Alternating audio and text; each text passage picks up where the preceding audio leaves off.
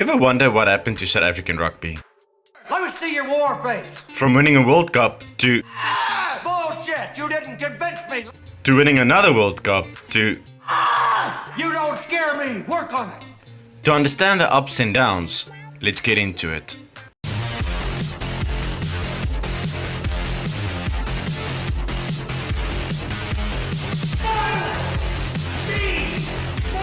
So we all know South Africa is the team that won the 1995 World Cup, and the team that won the 2007 World Cup, and the team that just absolutely hate Australian sport. I have no idea why, and every time they lose against them, they feel a bit like... Huh? This game is terrible. It always has been. And it's the only team in the world that have a quota system where you have to be selected through colour, and they have All Black supporters outside New Zealand. To understand this, we have to go a little bit back in time. Well, at least not that far, but forward. The game was introduced in 1861 by a school principal of bishops, and the first game was played between the civilians and the army in 1862. That is right after the Boervolk did something called the Groot Trek, when they went up north, and that's before the country had any borders, and on their way north they meet a bit of African tribes, and that didn't go so well for anyone. And serious rugby competition started because of this man, Sir Donald Curry, when he went to South Africa. Daddy, we're going down south to play against the Africans a bit of rugby and cricket. Well, what are you playing for? Well, we're playing for nothing, just a bit of pride and maybe for the Queen. Damn it, Donald, you have to play for something. Well, there's nothing to play for, Daddy. Oh, bring me my old fireman helmet, turn it upside down, put it on a wooden lock. Well, there we go, play for this thing, at least it's something, Donald. And then Sir Donald Curry said in 1891 that the best team that plays against the British and Irish Lions will receive that trophy. And then the trophy was handed to Griquas, but they weren't better than the Western Province. So Western Province said, listen guys, we're actually much better than you guys, we want that trophy, please. And Griquas said, well, if you want that trophy, you have to play for it. And that's how the first Currie Cup game was born. And until today, every single year, all the teams around South Africa plays for that glorious trophy called the Currie Cup. In 1906, the Springbok captain, called Paul Roos, met the English captain and said, hello guys, we are the Springboks. And from 1906 until December 1995, South Africa was the most successful rugby team that have played in the unprofessional era. And when the game turned professional, South Africa was a bit... So, what the hell happened? Basically three things. Bad coaching, bad management and politics. Before I go any further, this is an objective point of view with a tint of subjectiveness. So we had a lot of bad coaches the last few years, from no defense pattern to a team that have no discipline and the coaches have no control over their players, to of course have no idea how to attack or what their roles are in the team. And if they play bad, then they get something called Kamstaldraad, where you get punished military style. The problem with South African coaches starts with the unions, where the unions play different type of rugby and have to come together and magically have to gel in a small space of time. With the All Blacks under the Three Musketeers after the dismal World Cup in 2007 decided that New Zealand rugby comes first and the unions come second. Traditionally in South Africa is the exact opposite. But watching New Zealand Rugby Super Rugby teams, you can see that they play exactly the same as the All Blacks, because it all boils down from the top. So when they come together, they understand how to play and how to gel together as a team. South Africa traditionally rely on special players working together in the most basic way as possible. Have you ever heard about the phrase called, give it to the big guys, go over the defense line, create space by drawing in defenders and pass the ball out wide? Well, that's basically South African rugby in a nutshell. When 5 different franchises play 5 different styles of rugby, you have to keep stuff as basic as possible as soon as it comes to Springbok rugby. A good coach and a traditional coach will know that. As soon as you get too complicated and too technical, yes, that's you, Alistair Coetzee, especially in a South African traditional environment, you will fail. That's why South Africa has always chosen big forwards. Get the forwards over the defense line, create space, pass the ball out wide and score in the corner. And then came this guy, the guy that can't stop smiling every time you see him on the TV. He is like Donald Trump. I'm gonna make Springbok rugby so great again. We're gonna be so tired of winning. We're gonna be so great. All Blacks, never heard of her. But he comes with a dodgy past as well, while becoming the head coach of the Springboks. 6 months before he became new head coach, Rassie Erasmus quit his job at Munster. That's before the India tour up north in 2017. Did he know that Alistair Coetzee will get fired in February 2018? To make things worse, the Irish newspaper leaked this information already in October 2017. And apparently Rassie Erasmus was extremely upset for not getting the job in 2016. And when he became the head coach in 2018, all the rules changed for him to fit in his playing style by Saru. That will lead me to my next question. Was Alistair Coetzee set up for failure? To understand this a little bit better, you have to understand the other role players in the matter. Rassie Erasmus is Saru's personal lawyer, the guy that gave the contract to Rassie Erasmus. Now, Rassie Erasmus' personal lawyer is Rassie Erasmus as well. Now, Yuri Roo is the CEO of Saru. Guess who's his lawyer? That's correct, Rassie Erasmus. Now, Rassie Erasmus have a personal IT company and a supplements company, and guess who's his business partners? Correct again, it's Rassie Erasmus and Yuri Roo. And ever wondered who is their main client? Correct again, South African rugby. You think that's a coincidence? Ever wonder why Rassie Erasmus' role changed from coach to director of rugby? So the question still remains, is Rassie Erasmus the right guy for the job? Yes! Yes! Yes! Yes! Yes, he is. Rassie Erasmus is most definitely the right guy for the job. Whatever Rassie touches, it turns to gold. Would you still have to learn about rugby this man already forgot? And Rassie started his coaching career in 2004, becoming the deputy coach of the Cats. Everybody remember the Cats, the fusion between the Cheetahs and the Lions in the Super Rugby. In 2005, Rassie Erasmus became the Cheetah coach, and in that same year, he won the Currie Cup, a Currie Cup that he should have never won. The Cheetahs should have never come into the semi-final or the final. And from there, Rassie Erasmus changed the way you coach a team and how you operate. When most teams will have an A, B, and a C plan, Rassie Erasmus had an A, B, C, D, E, F, G, H, I, J, K, L, M, N, P, there are so many plans. So to execute this plan, he will sit on top of the roof with flashlights and cards, telling the players on the ground exactly what they should do at the right time when he wants that plan executed.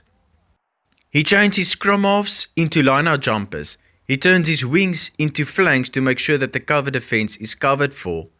He had 4 props and used them as rolling subs. Everybody gets 20 minutes.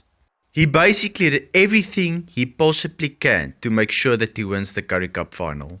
He even bought all his players headphones and let them listen to the Bulls song from early in the morning until late afternoon to get them psychologically ready for the game. He will basically do everything, manipulate whatever he can to make sure he wins the game. His coaching technique is basically so simple and easy to understand, but has so many tricks in between. And that is exactly what South Africa needs. And with all his business and business partners, Rassie Erasmus, the guy from the Orange Free State, actually cares about the Springboks and what that jersey means to the supporters. One of South Africa's biggest problem is bad management. So this is how the South African board looks like. On the left, the traditional strongholds, and on the right, the time wasters of South African rugby. 14 teams from 14 different unions representing. All of them in there for a large financial gain in a small space of time. All of them corrupt, all of them bankrupt, and all of them in need for money. So they plunder and steal whatever they can, and basically all they care about is politics and not rugby. And the worst of all of them, Philo Wakefield for the Western Province Union. The guy that even chased away Rassie Erasmus. Under Wakefield, the most successful union in South Africa, the Western Province is busy being liquidated as it ran out of money and it can't pay its debt back. He was given a friendly fuck off from the Western Province and now the poor leopards have to stand up with him. Saru's darkest days was between 2015 and 2017, when South Africa lost most of its sponsorship, lost a lot of money and a lot of games. And then came Rassie Erasmus, the guy who's bought his place and his staff trust him, and he even know how to change the mind of the elephant in the room. Point number 3, politics. To understand politics a little bit better, I'm going to use the country that doesn't even appear on IKEA's map, New Zealand. The population is 4.25 million. 74% is white Europeans, 15% New Zealand born Maoris, and 11% others, usually Pacific and Asian. They have 27,726 professional rugby players and 132,910 people that plays rugby. That's 7% of the whole population of New Zealand plays rugby. Regarding the All Blacks, you can see that 60% of the All Blacks was white regarding the last 4 World Cups that have passed. 3% was New Zealand born Maoris and 10% others, usually featured Tonga and Samoa. 91% of all the schools inside New Zealand that have boys in it, there is rugby as a sport. So it's safe to say that the number one sport inside New Zealand is rugby. Everybody watches it, everybody loves it. I truly believe that every single South African is a believer in transformation. Transformation from schoolboy level, where we give all the schoolboys the opportunity to become rugby stars one day. If you want that to happen, usually the Springbok team will reflect the population, and it would look like 9% would be white because that's the population of South Africa, 9% colours, 80% black and 2% others. But we all know that's not how the Springboks team actually look like. How it actually look like, 61% of the Springboks are white, 16% are coloured, 19% are black and 4% are others. If you look at all the sport teams around the world, no matter which country they are, you usually will see the sport team reflects the population of that country, except for South Africa's Springboks, or usually netball and cricket. And here's the reason why. The main reason is interest. 80% of South African population is black, and we all know the majority of the black population prefers soccer over rugby, except for the Eastern Cape that is an extreme stronghold for rugby development for black players. And in the rest of the country, there's not a rugby field or rugby ball or rugby pitch or rugby coach, nothing whatsoever. The easiest way to prove interest in sport through demographics is to look at the stadiums as soon as a team play. When there's a rugby game on, usually we'll see white faces all over the stadium. But as soon as there's a football game, you will usually see majorities black. And that is because that is the interest through the demographics of South Africa due to its history. Transformation in rugby starts at school, where a small child is presented by a certain sport and they develop it even further. Same with rugby. We can see that 99% of all the Afrikaans schools inside South Africa have rugby as a sport. 95% of all the old boys schools inside South Africa, that's the English private schools, usually with different mixed cultures, black and white, have rugby as well. That's usually where majority of all the African players inside the Springboks and our national teams come from. The biggest problem is here. Only 0.1% of all the black schools inside South Africa, that's usually your state schools, have rugby. South Africa has the second most registered rugby players around the world, 434,219. Of these 434,219, majority, I will say 100% of them, does it for the love of the game and because they want to play rugby. Those are the people that is interested in rugby. Here's the interesting part. Look at the interest demographics and look at the demographics of the Springboks that represent South Africa in the 2019 World Cup. It's basically the same, because that is our base squad and it represents the demographics of the interest. Rassie Erasmus and Alistair Coetzee knew very well that in 2019 the squad should be 50% non-white because that's what the government told SARU to do. But it looks like Rassie Erasmus didn't really listen to them. I'll come to the reason a little bit later. So why do I mention demographics of a public and the demographics of the Springboks? The reason was because in 1999, the government of South Africa, represented by the ANC, that's 33% the South African Communist Party, well, they forced SARU, the South African Rugby Union, to have a quota system. Meaning they didn't care about the results, they only care about the outcome. So they forced, from schoolboy level up to the highest level you can in Springbok rugby, to have more blacks represented even though the interest was not there. So it was basically a social engineering program. From 1999 until 2007, South Africa was basically in a dark period. South Africa lost a lot of games and we were basically dog shit. Then they removed the quota system in 2007, and what happened then? We won the World Cup. And when we won the World Cup a year later, the government gave SARU an ultimatum and said, listen guys, if you choose a non-white coach to be the coach of the Springboks, we will remove the quota system. So what did they do? They made Peter de Villiers the coach, and what happened then? They removed the quota system. Now let's be honest with each other. Peter de Villiers actually had a very successful period from 2007 and 2011. He won the British and Irish Lions Tour and he dominated the All Blacks in that period. The only problem is he didn't win the World Cup, and we should have won that World Cup if it wasn't for Bryce Lawrence that us over in that game. But basically the reason why Peter de Villiers was successful because he hadn't need to oblige to the quota system rules. He could choose whoever he wants, and what he did, he chose to surround himself with good players and good coaches. And that's why he was basically a lot more successful than the other coaches around him. But he didn't win the World Cup in 2011, and because of that he got kicked out. Then Hanneke Meyer took over. But Hanneke Meyer is white. So in 2011, what did they do? They brought the quota system back. And from 2011 until 2018-19 period, South Africa was in a dark period again. Our rugby was shit. Because Hanneke Meyer and Alistair Coetzee was forced not to choose the best players what they wanted. Here's my issue with this whole quota system. It doesn't just affect Springbok rugby. It starts from schoolboy level. So here's an example. So this is Pietie. Pietie's mother and father saw that Pietie will become a very good rugby player one day, so they decided to send their child to Grey College. Pietie trained very hard from under 14 levels until first team to become a Cravenweek Cheetah player. But the problem is he never became a Cravenweek Cheetah player. Why? Because he was white. Although he was the best player in that position, they had to choose someone from a different school that doesn't even appear on Google Maps. Let's change the story. Let's say Pietie got his Cravenweek and he was the best flanker in the country. Now Pietie wants to become a Free State under 21 player. So he worked very hard to become into the first team under 21s.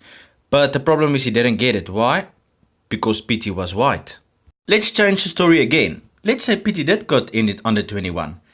Now he wants to play for the first team of the Free State, the big team.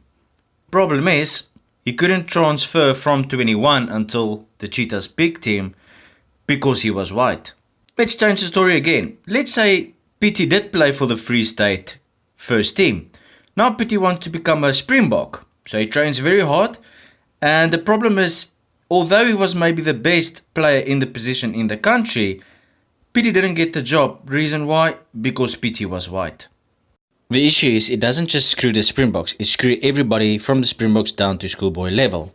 And because of politics, not just in sport but outside sport as well, economically, South Africa sits with 540 professional rugby players that don't play inside South Africa but play outside South Africa for different clubs.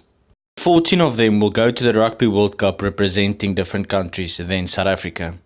My issue is not the 540 Pieties all over the world. My problem lies with the current Springbok squad members. Every single one of them in that 30-man squad is selected because they are the best in their position to represent the country. The problem is that black players have to go on social media and read up on people that think that they are a quota. Although they're the best in their position, they must always be remembered that there was always a chance that they were a quota, and it's not fair on them. And the psychological impact that the public and the players have, especially the African public, can be very severe by reading stuff like this. And no one else is to blame except the government. There's a basic rule. As long as there is rules regarding a race, racism will always be alive. So, what do you think we should do to change this? It doesn't matter what you think! Why didn't Rassie Erasmus select 50% non-whites? Journalists think because his captain Siyakolisa seems to be black, that's the reason why they changed that rules. I think it goes much deeper than that. It's been a very, very long time since South Africa had any good news. The healthcare system is falling apart, infrastructure falling apart, economy falling apart, corruption is at an all-time high, murder is at an all-time high, rape at an all-time high, broken in at cars and houses all-time high. South Africa is basically a failed state and it's going down a slippery slope. So the ANC thinks, I think, that they do anything to bring some good news to South Africa, even changing their own rules. So what can we do to change the future of South African rugby? Basically two things. First thing, we need to get the interest up, especially in the African market. That's 0.1% of all African schools that have rugby. Well, that needs to change. Pump those numbers up. Those are rookie numbers in this racket. First thing you need to do is make national and provincial rugby free to air on the national broadcasting stations. Then let different schools from different communities form into one club, where one community plays against a different community. Poor and rural schools out there don't have the facility or the opportunity to do one. But if 5 or 6 or 7 different schools come together and join as one, they can. Basically like a Craven Week, just in a smaller sense. This bigger schools, bigger clubs will notice what's actually going on. And maybe, just maybe, some of these players will get bursaries from bigger schools and their future is set. And next is government should not interfere except if it's for the good. Because anything they touch turns to shit. The market will always sort itself out. I will then change SARU. SARU should not be handled as a democracy, it should be handled as a business, because that's exactly what they are. Not just 14 votes for 14 different provinces, because that just leads and breeds corruption. Do it the same as the New Zealand model. New Zealand rugby controls everything. And the most important thing that needs to change is there needs to be accountability for one's action. We all know in South Africa there's no accountability. Everybody gets away with everything, from murder to rape to even corruption. Maybe SARU can be the leaders in this. Be an example for the small boys out there, that your actions has consequences. In the last 130 years, not Scotland, England, Wales or Ireland have ever won a test series in South Africa. But as soon as those 4 countries come together to form the British and Irish Alliance, they stand a chance. And that's exactly how we should handle it. Whites, blacks, coloureds, Indians, we all should come together and form one. Because soon as we do that, we are stronger together and we will be invincible. It doesn't just start with SARU, it starts with yourself. If you see an opportunity to help a small poor child, do so.